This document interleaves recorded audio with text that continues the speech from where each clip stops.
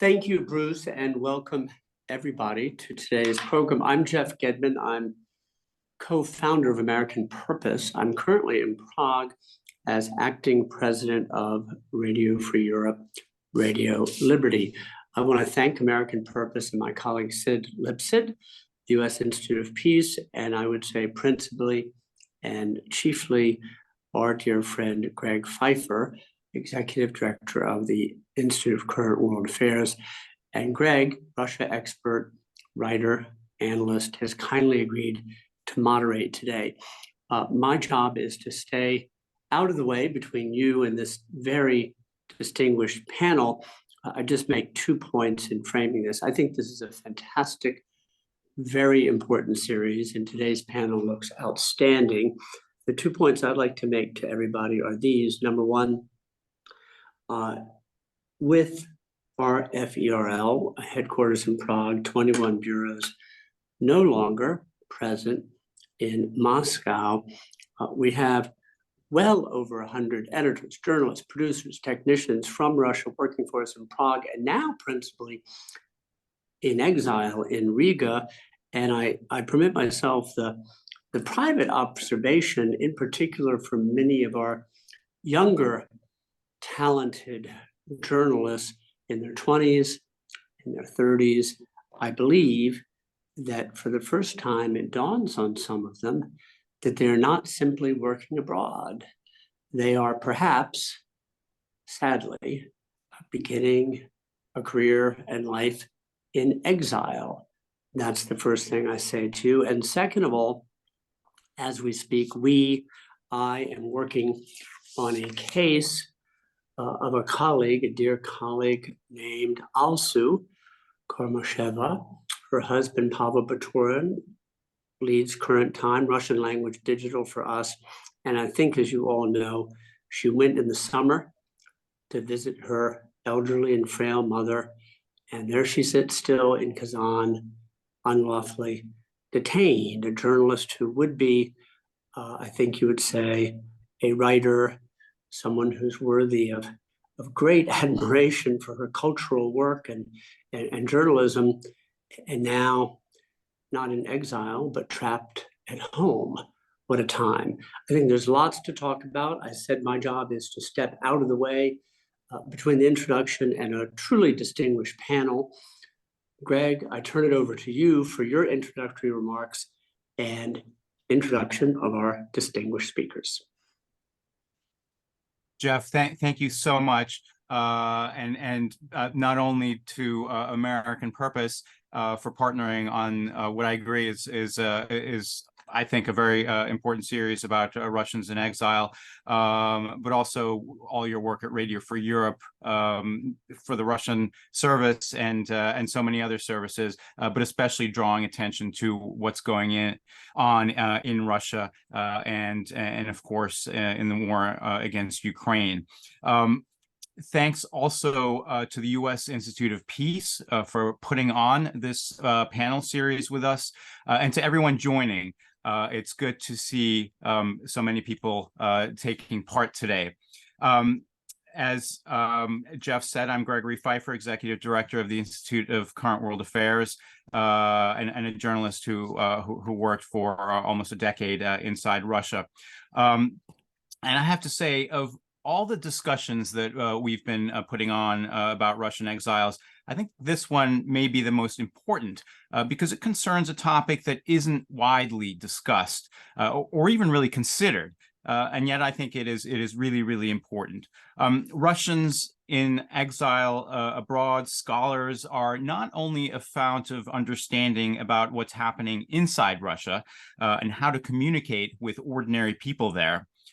Academics abroad are a crucial lifeline to preserving Russia's intellectual capital, not only by teaching some of the million or so recent exiles who are abroad now, but also addressing the country's post-Putinist future. I think that Russian scholars will be key to educating new generations of scholars for establishing a free, open, and democratic society after this era of censorship, intimidation, and indoctrination ends. But also, it's very, very clear, and very little is also said about this, that Russian scholars abroad face truly massive challenges. It's controversial in some places even to be teaching Russians in the Russian language.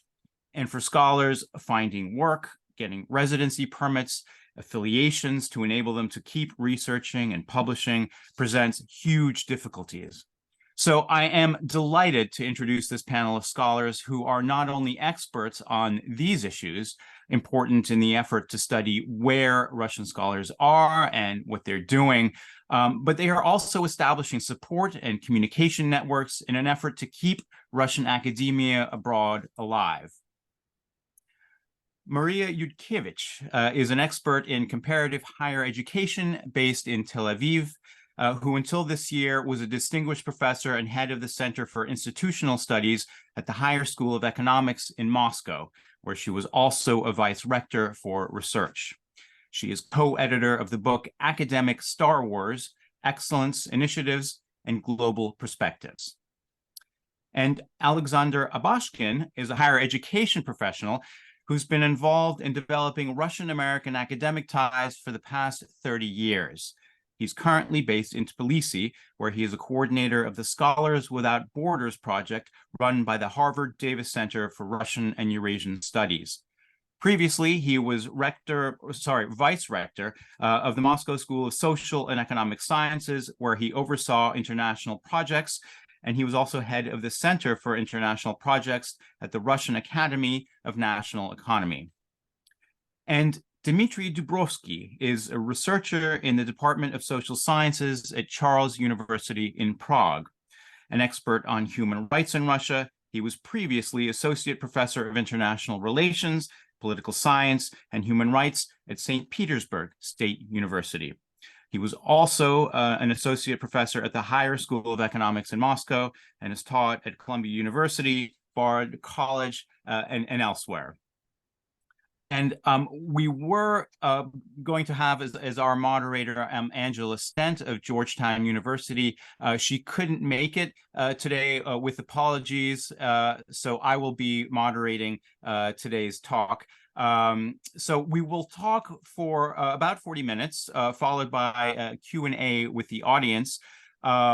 Please type in your questions in the Q&A box, and I will call on you roughly in order that you post your questions. So as I said, we're aiming for an hour for this conversation, but may go a little bit over for anybody who wants to stay on. So with that, I will jump into questions. And my first is to you, Alexander, because you have conducted surveys about scholars abroad, and you're in touch with wide networks. You're setting up and maintaining networks. So I wonder if you could describe a little bit about what you're doing, and just give us a sense of having left Russia before and mostly after the launch of the invasion against Ukraine last year. Where have scholars gone? Where are they going? Can you paint a picture of what the landscape right now looks like? Thank you, Greg. Thank you.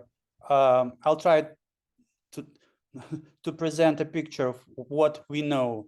So when the war began, my colleague from the United States, Alexander Vakru, who is the executive director of the Davis Center at Harvard University, she decided to start a project named Scholars Without Borders, because at that point she understood that it will not be only Ukrainian scholars who will be affected by the war, but Russian scholars as well, because from basically day one, lots of Russian scholars began to flee Russia and began, going to different places all over the world, actually. And so in spring of 22, we started the project. I joined the project a bit later, but also spring 22, when I was already in Georgia, because I myself also had to leave Russia. I decided I can't stay in the country which invaded our neighbor. And so I went to Georgia, and this is where I live. So to better understand the situation, we published a survey in 22, trying to understand where the people are and what they do, what problems they face. We received about 2,800 replies from scholars, former Russian and Belarusian scholars, and it helped us to understand where they are or where they were planning to go. And we understand now that people, the scholars, displaced scholars, are scattered all over the Central Asia, Europe, and many other regions of the world. Of course, the biggest population of Russian immigrants or scholars are in Georgia, Armenia, Kazakhstan, Montenegro, Germany, Israel for sure, partly in the United States, but there are also people in Japan, China, Cyprus, Brazil, Chile, and so many other places you can't imagine. You probably, there are more than 50 countries where Russian scholars went to. They are of different ages. So according to my recent survey, about 72% of them are between 25 and 45 years old. About 22% are between 45 and 60 years old, and a small fraction are older, like me, who are 60 years older or 60 years old or something like that. Those are scholars with pretty high qualifications. So in our very first survey, we understood that we had more than 1,000 people with a degree of candidate of science, which is a Russian degree. Then we had about 170 PhD scholars and doctor of science. At the same time, I should stress that there is a pretty good amount of younger scholars, those who went to graduate schools and unfortunately couldn't finish graduate schools and were not able to defend their dissertations, and now they are in a pretty difficult situation. Then also people come from many different academic disciplines. Briefly, there is about 60% of them who come from humanities and social sciences, and about 40% are from hard sciences. There are, historians, political scientists, philologists, but also in our network, we have about 200 physicists, 230 biologists, many mathematicians, and so on. So it's a very interesting picture. One more thing. Many of those scholars come from very famous Russian institutions. For example, the Higher School of Economics, represented here by my two colleagues, was a place with where very many scholars decided to live, and Moscow State University, St. Petersburg University. So in our survey, more than 600 people were only from these three universities, which says about a very high level of these scholars, because they come from very good institutions. So I can keep talking about figures, about numbers, but I hope this gives you some idea of what the community is. Yeah, that's terrific, Alexandra. Thank you, Maria. I'd like to ask you, and we'll talk about the sort of the potential of this widely dispersed group of Russian scholars. But I would like to start by asking you about immediate challenges and problems, and maybe you could describe your experience, because of course many scholars fleeing Russia initially went to places close in the so-called near abroad, places like Tbilisi, where Alexander is, You ended up in Israel. Can you describe the biggest logistical challenges you and others have faced in terms of finding a place to live, work, and visas? Thank you, Greg. Indeed, my case is a little bit different from the cases of many people since I'm in Israel. And the big advantages is that it's my new home. It's not like I'm in exile. Israel became my new country, my home, etc., which means that I avoided some problems that many people faces, like visas, some official support, etc. It means that my problems and the problems of my colleagues is a little bit further than for those who are in Tbilisi or in Europe or in some other places. And indeed, in Israel, there are quite many colleagues of mine from very different places, including Higher School of Economics, including KTC universities in all over the country, including people from all disciplines, both social sciences, hard sciences. We have many people in mathematics, etc. And having such a heterogeneous groups, I might say that the problem for the group are also heterogeneous, and they are different in several important dimensions. First, the huge difference is the disciplines. So for people in social sciences, the problem are different from those who are in hard sciences, and probably the people from social sciences, they experience the biggest problems here. Since most of the support, I would say, is better concentrated around mathematics, physics, and this kind of sciences, not social sciences. So if you look on the statistics on how many people found basically the jobs here in Israel, the percentages of those in mathematics and hard sciences is much higher than for social sciences. That's one dimension.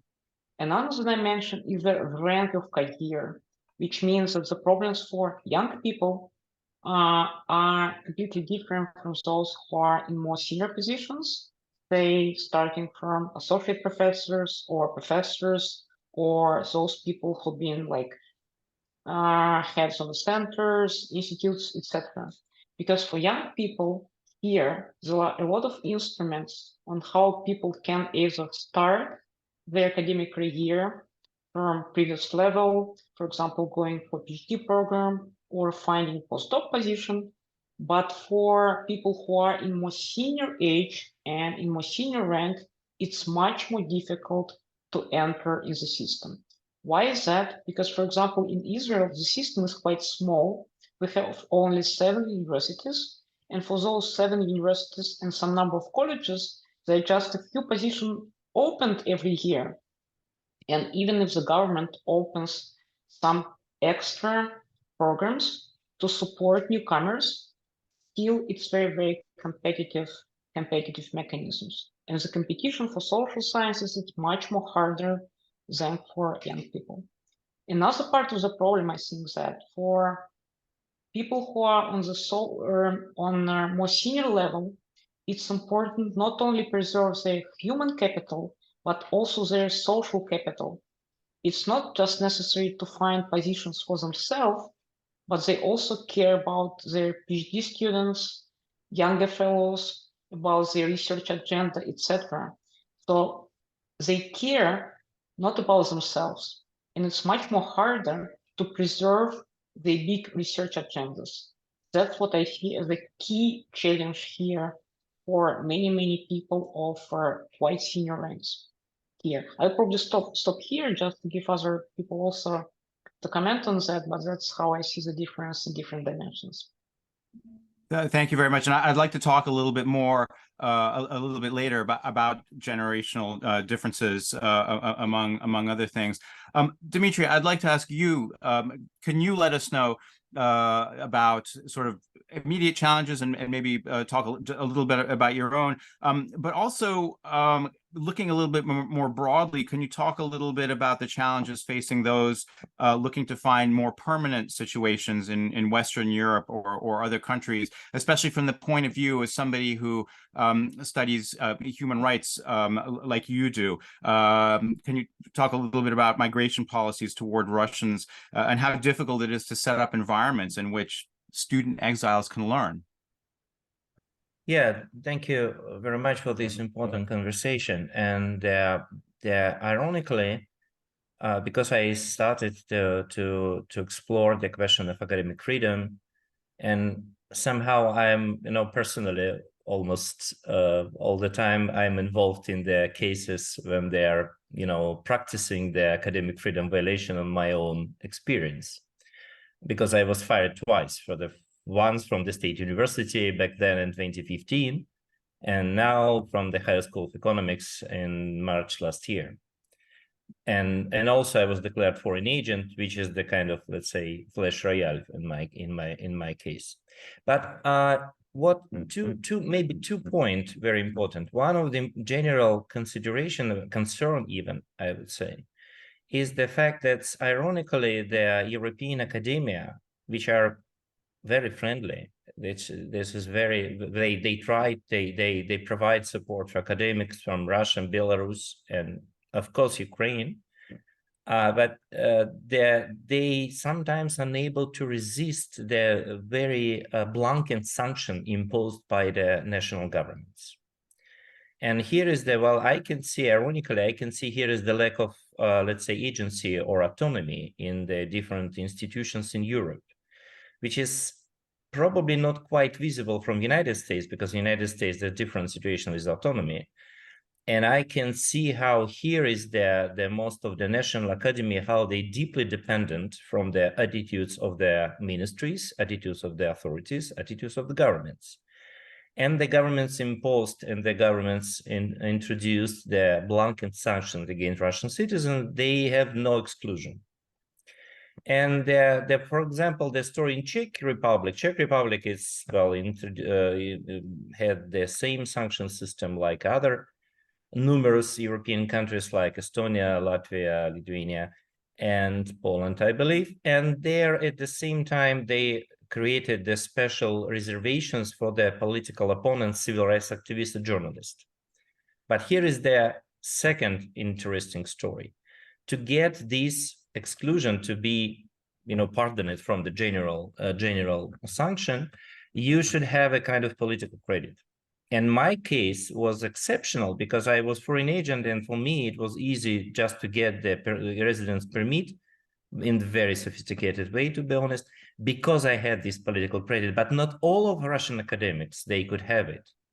Keeping in mind the current, the small protest could cost.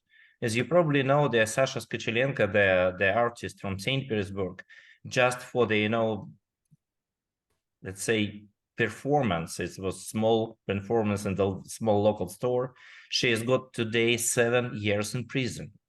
I'm sorry, can I just interrupt? She typed anti-war messages on price tags in a shop. Yeah, and it was identified as a fake to the Russian army because she has mentioned the destruction of the art school in Mariupol, and among others. And one of my concern is because these academics are not civil rights activists or journalists in the current situation. They not necessarily had a credit of political resistance or resilience in general. And that is why, because the system created right now to make exclusion from the sanction, they do not include, in reality they don't include academics. In more general consideration in this regard, that's interesting to see how in Europe the academics with Russian and Belarus passes, they consider it as they de facto should be just a barrier of the same academic rights as the other academics, just because they joined the academia, they entered the different educational or research institutions.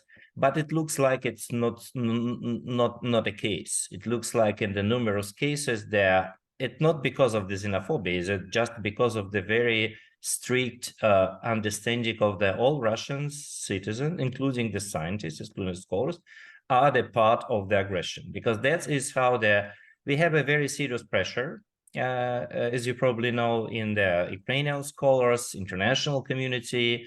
They demanding the total ban of Russian scholars in general, just because of they are Russian scholars, believing most of the Russian scholars supporting war, and believing that the Russian scholars also just extension of the military machine which invaded Ukraine.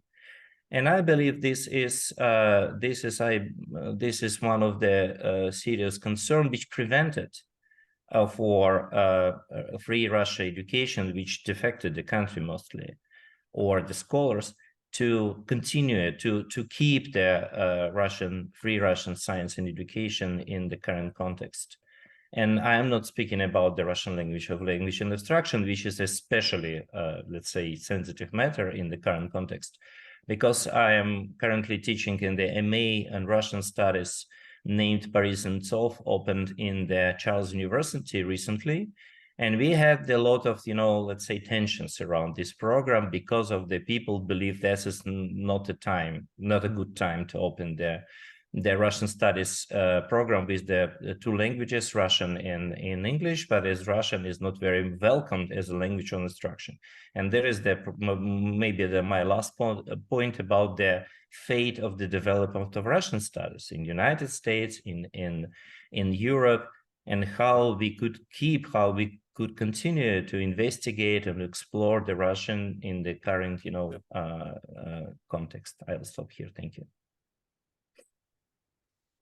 Thank you very Greg, much. Yep. Yeah, will you allow me to add something to what Dmitry has just said, especially about the legal status and the opportunity for Russian scholars to travel, to go to Europe and so on. Basically, it's almost impossible to go to many European countries. And this is why, most of the people went to Uzbekistan, Kazakhstan, Turkey, and so on. But in many of those countries, they can't stay for, let's say, more than 90 days. And so having stayed 90 days in Turkey, they moved to Uzbekistan, from Uzbekistan to Kazakhstan, then to Serbia, and so on. So scholars are becoming nomads, which is, well, as you can understand, is quite difficult for people. As Dmitry rightly said, political activists are allowed to come, but normal scholars are not. And there is one thing probably important for our, people from the United States, something I want to mention. The Immigration and Nationality Act allows the United States to bring up to 700,000 permanent immigrants to the United States each year. So roughly 6% each year come from China, and roughly 6% as well come from India. So totally about 80,000 people come from those two countries. If even 1% of that number, that is 800 people, 800 scholars, were given the opportunity to come to work in the United States, it would be a huge relief to so many. Europe doesn't allow people to come, but the United States, the country of immigrants, might want to think about this possibility. Thank you for that, Alexander. And I would like to continue with you, if you don't mind. Could you talk a little bit, sort of briefly, about some of the places where Russian scholars are going? Some of the centers, like for example in Prague, you mentioned Montenegro. Could you give us a sense of what is trying to be done, at least to welcome Russian scholars, provide them with work? Well, yes, it's true that very many people went to Armenia and Georgia, but finding work there is very, very difficult. It's actually much easier probably to find a job in Germany, where we also have quite a good number of Russian scholars. What our project did in the first few months of our operation, We visited a number of universities, actually more than 30 universities in Central Asia, in Georgia, Armenia, and so on. We've met many rectors and deputy rectors, talking to them and asking them to help Russian scholars to get academic positions. And actually, many of them were quite understanding. They wanted to help. But what happened, because of the huge wave of immigration from Russia and also from Ukraine, cost of living and cost of accommodation in those countries became absolutely outrageous. And the universities are willing to offer positions and jobs, but the salaries are not enough even to cover sometimes the cost of accommodation. And because of that, finding jobs in those countries became very, very difficult.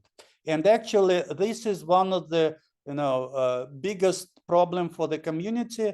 People want to have academic jobs, but finding them is very difficult. And according to my recent poll, right now, about 31% of our community, they have found academic jobs in the countries of their residence, but the rest of the people are still looking for academic opportunities. Thank you, Alexander. Maria, I want to turn to you, please, to ask you to talk a little bit about why it's in the interests of Western countries and other countries to help Russian scholars, because it's not just about the Russian scholars. In terms of our understanding of what's going on inside Russia, say of Vladimir Putin's motives, trying to understand what's going on in the Kremlin, formulating policy toward Russia, trying to communicate with Russians inside Russia, and any other reasons. Is this in the interests of host countries, host governments, to be able to try to help Russian scholars?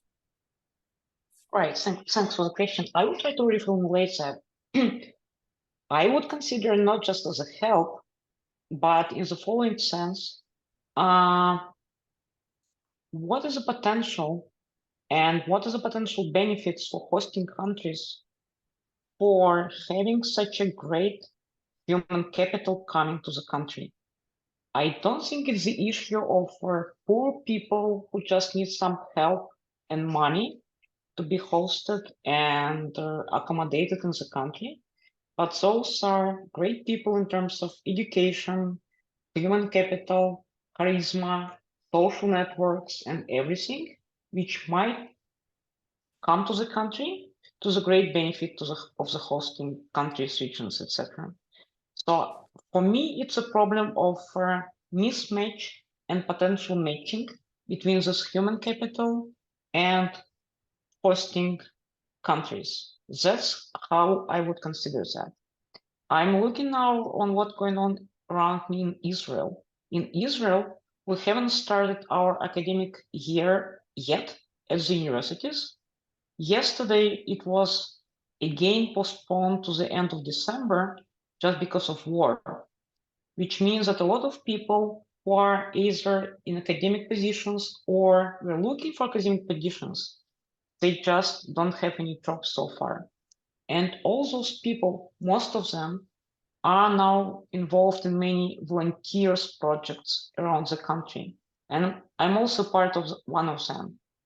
And I see how many people now do great jobs for the country as academics, as people who use their unique academic skills to build different initiatives. And I see that non-using these opportunities for many countries would be just a huge loss of resources. So for me, it's not just issue of help. And that concerns both young people and also senior academics as well. And you started our conversation with saying that we definitely need good links with people who are still in the country, and heavily links between those people who are currently in different countries outside Russia and in Russia. And being here in Israel and having now both perspectives. So I spent some time in Russia in 2022 and 23, and now in Israel, I see how important those connections are for both sides. And I see that here, outside the country, it's much more easier to maintain them. And I see that so many people in academia who are still in Russia, and they are now invisible, they are not politically active. Not all people actually are. But to support those people who don't support Putin, who are against the regime, but they don't have any voice, we need somehow help them to protect some parts of academia who are still existing in the country. So that's because when we come back, those people who would come back in some years in the future to help Russia to restore the academic system, they do need to come not to zero ground level. They need to come to help to restore those remains and connections. That's how I look at that. Thank you, Maria. And I wonder if I could ask, well, Dmitry or Alexander, either of you please jump in to also sort of comment on that same question. How important is it for the a future free and democratic Russia that actions are taken to help scholars abroad now? Well, if I can start, well, those who have been fired from the Higher School of Economics, they created Free University. I joined them later. And the Free University currently consists of almost 200 professors who are teaching voluntarily, and we have several thousand students every year. And as you probably know, this March this year, the Russia declared the Free University undesirable organization. So we are, for the just several years of existence, we are in the line with between Bard College, which was also declared the undesirable, and the Central European University. So I believe that's achievement. Joking, of course, but this is how I can see how seriously the students, especially who are in Russia, who are risking to communicate with us, because that's good cost. It's to persecution for the so-called cooperation with undesirable organization. The organization could be, between the administrative persecution and the criminal investigation.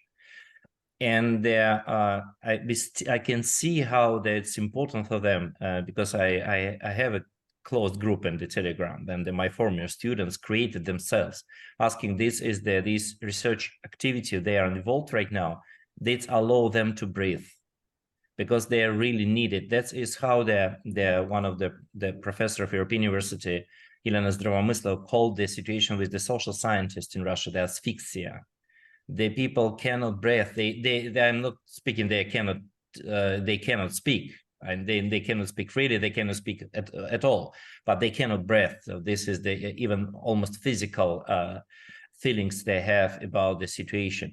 But still, I believe that when we are discussing the numbers, it's what is important to remember. That is the small percentage of the scholars who exist in Russia.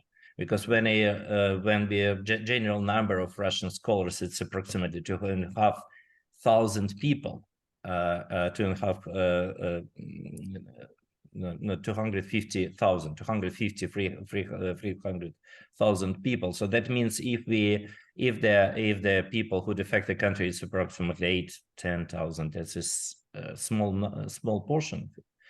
And I believe of course, it's the people who left, that is not their courage mostly, it's the mostly privilege. And that's also very important. And that is why for those who living, who working in the country, for most of them, That is their act of heroism, because they are continue to work. They trying to do something. They protecting the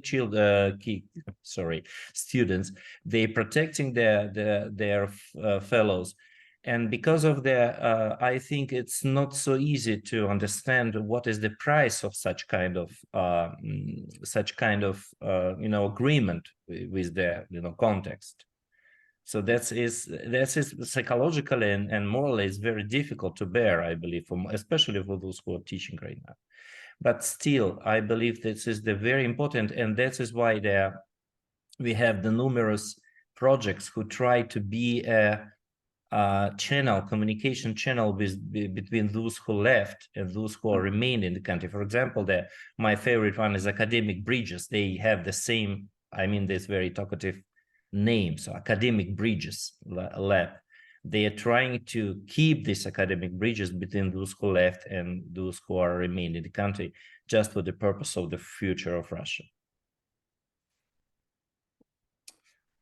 And let me continue and also support Marie saying that these Russian scholars, scientists, is a very qualified workforce. It's really a very valuable human capital.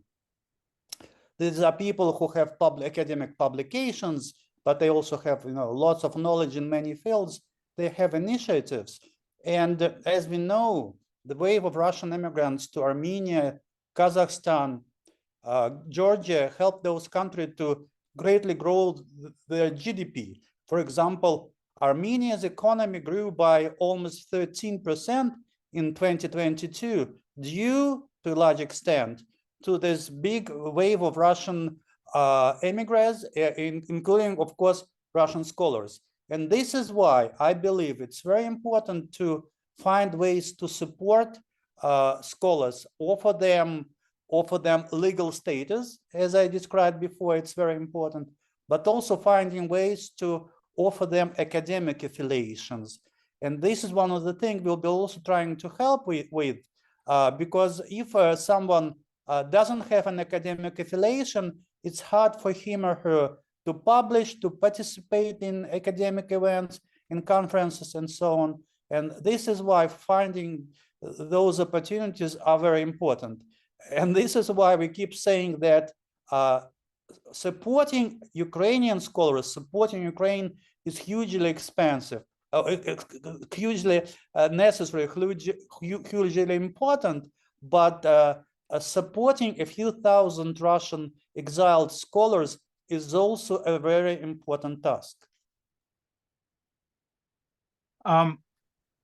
Maria, can I ask you to sort of return to the dynamics of the emigre community of scholars, especially the generational differences that you mentioned and the challenges they pose to scholars, but specifically, I wonder if you could talk a little bit about their own identities as scholars are building new lives abroad. What are the different challenges facing different generations? That's, I think, very important question. I would mention a few of them. First, I think there is the issue of sorry for that. I think there is the issue of mentorship. Young people need mentors. It's not just PhD advisors. They need mentors who can help them through academic career, who can support them, etc. And when a young person is taken out of normal academic environment and is placed into another place, for him and for her, it's critically important to get this kind of mentorship support. And many people which I see here who are young people, there's just lack of that. But on another side, there is the issue of mentorship for senior people as well. For many of us, and I think Dmitry touched a little bit on that, being the professors is really important for us to help younger generations. And we feel much stronger when we have students who we might support. And if you move to another country as a professor, you lose your job, but you also lose a source of this strength because you is not able now to do what you love to do in your life. Support young colleagues, mentor them, etc. And I think one of the initiatives which might probably start it somehow is a kind of mutual support through mentorships, helping young people to help to find their mentors in the group, but also helping senior people to find younger people they can support here. And I see here that in Israel, that people who came from different places, they now support those young people just because they feel much better if they can do that. That's one of the challenges. Another challenge, which I think different for people in different generation, is the research agenda. For young people, when they come to another country, to another universities, it's much more easier to change the research topic. For some of them, it's even important to have this kind of change, to start a new life, in a way, to start a new step in academic career. And for many young people, it's just for good. They get different research perspectives, they get different ideas, different colleagues, etc. That's too good. For more senior people, it's much more challenging situation.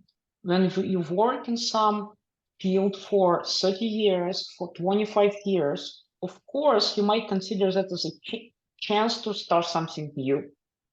But you invested the whole life in things which were important for you, and now you need either to compromise and say, okay, I can get a grant for a new topic and dig into that. But in many cases, people just want to continue what they're doing because they feel important about that. And here we have many people who are social scholars and who for many years concentrated on Russian and on Russian data. And for those people, it now a big challenge and a big question whether to continue. That's also, for example, concern myself. Not most of my research, but some of my research was concentrated on Russian data. I now feel much more uncomfortable to continue on some topics which one day overnight became like useless to follow. And for me, it was kind of strategy. I overcame over that because I also doing comparative research on different countries, etc. But for many scholars who are social scholars concentrated on Russia, that's a big problem. And for them, those ties between them and Russia are even more critical than for people who work in mathematics and this kind of stuff. The third challenge, I would say, it's of course language, because in many disciplines, you can have fluent English and you're fine in doing mathematics, physics, chemistry, whatever, but in social sciences, you want to preserve your research in Russian as well. If you come to a country like Israel, where work in the university, you need to start learning Hebrew, that's another challenge. Like Hebrew or Slovenian or Serbian or Turkish is quite huge investment for people to do. And people need some warranties, some certainties that they're going to stay in the country for some years ahead to do this kind of investments.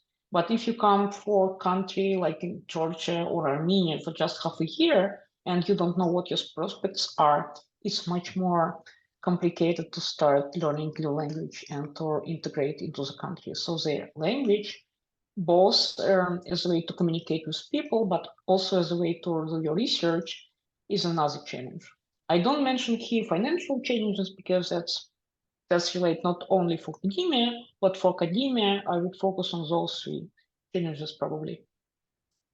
Thank you very much, Maria. I want to get to questions, but my last question to you all, and with apologies if you could sort of keep it brief, even sort of answer in bullet points about what Western countries should be doing immediately to help. Now we've touched on, or you have touched on a lot of these, but just if you could sort of list maybe three priorities, what should Western and other governments be thinking about doing sort of 1, 2, 3 in the immediate future about Russian scholars? Maybe starting with you, Dmitry. Well, we are planning right now to create a kind of historically happened once upon a time in the beginning of the 20th century, the convention of the Russian academic group.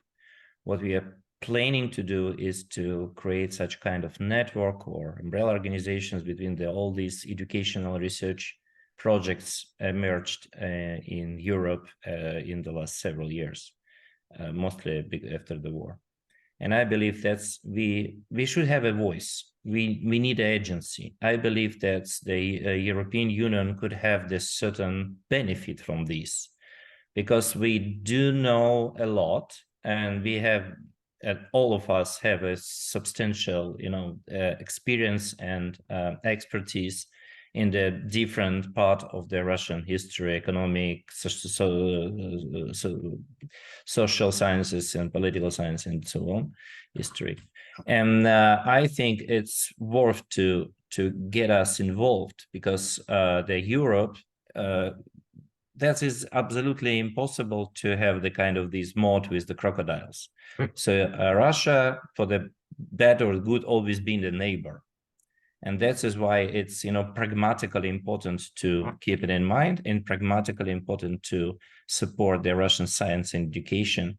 And the second point, although again, so substantial amount of my colleagues always pressure me about it, I still believe in the Russian language as a free language of free science and education. And I believe for the certain countries, like for the Germany, that would be interesting development to add more courses in Russian language in the system of higher education. And I believe Russian language deserves to be represented more and to be taken from the Putin. So that is to separate the language of aggression and language of science and culture. Thank you. Alexander or Maria? Yeah, I think, let me just again repeat that one of the most important things is offering legal status to Russian scholars, which means visas, permits, resident permits, and different kinds of legal status, which will allow people to stay in those countries and find jobs. And also, financial support to those organizations that try to help scholars. Dmitry mentioned academic bridges. There is a few other organizations, like, for example, Kovcheg or the ARC or Dear Colleagues, and all of us, we are trying to fundraise, we are trying to find money for our activities. We are grateful to organizations like Carnegie Corporation of New York or US Russia Foundation, who helped us with grants. But it's never enough, and we are continuing our efforts to find money which will be then sent to provide grants, to provide classes, for example, language classes to people, to scholars, and so on. So these are probably two very important things: legal status and financial support. And of course, there's the Davis Center Scholars Without Borders program that we've mentioned, and there are other Western academic programs. George Washington University, Yes. The Elliott School is with the consortium with American University, and Georgetown University is also doing a lot of work in that department. Maria, would you like to jump in very quickly before we get to questions? Yeah, just just very quickly, I would add that and stress again that the issue of affiliation is very important. It's not just a possibility to apply for journals or to submit papers to journals, but also access to libraries and resources. Because even if you don't have any job yet, you might want to continue your research. And critical resources are literature, data, libraries. And it's really important to provide people who still are displaced the opportunity to continue what they were doing. So affiliation in different kind of ways is critical to help those people to continue. Thank you. And getting to questions. The first from Mikhail Filipov, professor at SUNY Binghamton. This is a question to Dr. Yudkevich. During your extensive tenure as vice president of the Higher School of Economics in Moscow, a significant number of professors were dismissed due to their support for political opposition movements in Russia. I've had direct conversations with some of these professors who claim your claim your involvement in their dismissal. Could you please clarify the specific actions you took in your capacity as vice president to protect the rights and interests of these academics? HEC indeed in last years had quite some cases of dismissals due to political reasons and many other reasons, etc. I don't know what exact names distinguished caller means in this case, and I don't think that we need to go deep into that in this particular seminar, but what I might say about myself that I resigned from HEC mostly because of I didn't support the political actions and policies HEC followed during last years. It was for me the only way to raise my voice against that. That's why I did it voluntarily just after the war started. I left for many months for unpaid leave and resigned afterwards. Unfortunately, for me, it was the only way to say that I don't support that, not in just some particular cases, but as a policy as well. A question from Walker Trimble. Actually, two questions. The first is, what opportunities do scholars abroad offer to the countries that are hosting them? And the second question is that many of us in exile have been noticing many of our colleagues going home over the last several months. How desperate has the situation become in your observation? Let me answer the last one. Please. I made a poll recently asking my colleagues from the community about their plans to either stay outside of Russia or return. And 26% of colleagues, of scholars say they will never return to Russia. 18% said they hope to return, but not earlier than 10 years from now. And 4% of people say they return to Russia. So I think it's more or less true. The percentage is like about 4%, which is, of course, a number, but a pretty small number. My understanding from my discussions with colleagues, I believe that most of the people will be staying in many different countries. They will try to adapt to their new situations. They will find jobs. They will contribute to the economies of those countries. And unfortunately, Russia will lose this wonderful human capital. If I may respond to the first part of this question, the biggest problem is I think most of us, we can do a lot because we have done already a lot of projects, institutions, the different initiative.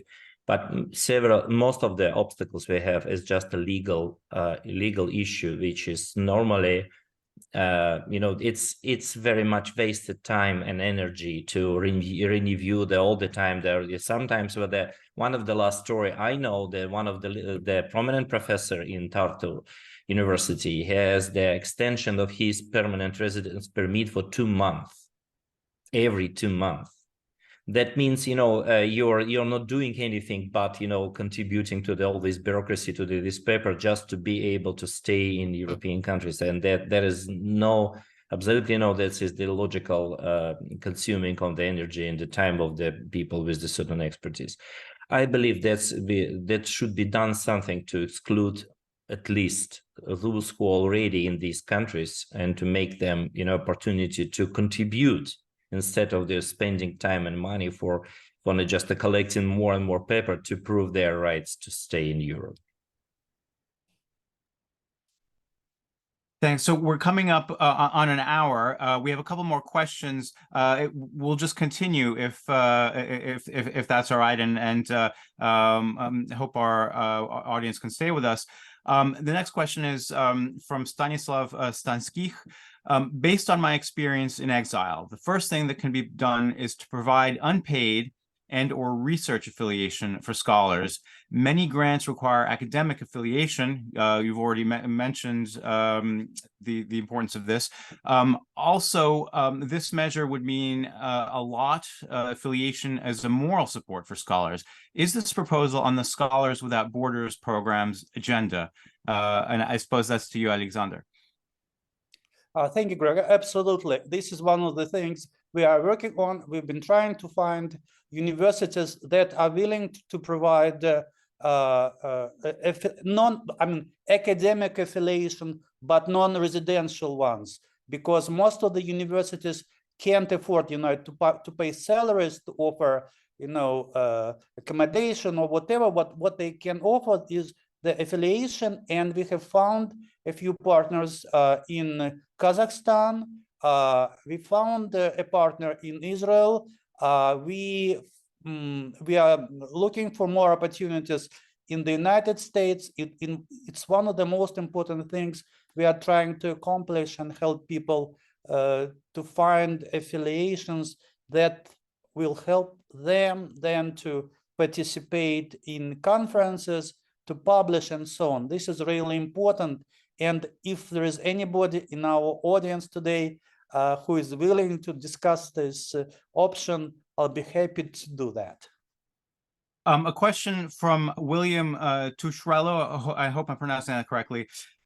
Is China accepting Russian scholars? What about Korea, Japan, and other Asian countries? And perhaps there was another question about opportunities and generally, I've heard this raised. If Western countries are making life and work difficult for Russian scholars, would that mean that China could help help China to snap up this intellectual capital?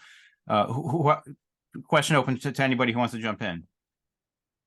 I can start. I know several people who already found a job in China, and the biggest problem they found job normally in the host in the camps of the American or British universities in China, and this is, let's say, interesting development for them, because they cannot find, or for different reasons they cannot join these institutions in United Kingdom or United States, but they can join them in China.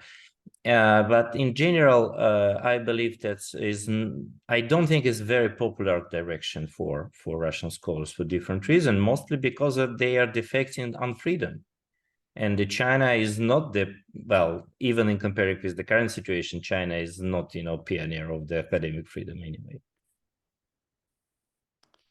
Yeah, but at the same time, China is ready to offer better salaries. I had a case recently where a university in Uzbekistan wanted to invite a professor from Moscow Institute, a physicist.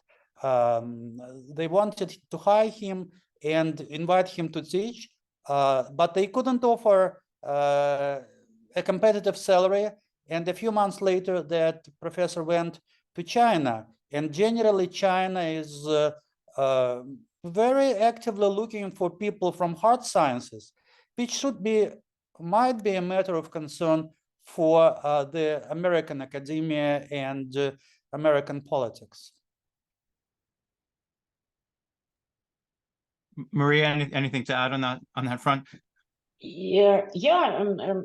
According to my data and my experience, there are quite some people now moving to China, and also some people to Japan and Korea, not that much. But I think that for short term, for some people, it might be a good solution. But thinking about the long-term perspectives, about pensions, about like the end of career, anybody should ask himself or herself the question, do I want to stay in the country for the rest of my life?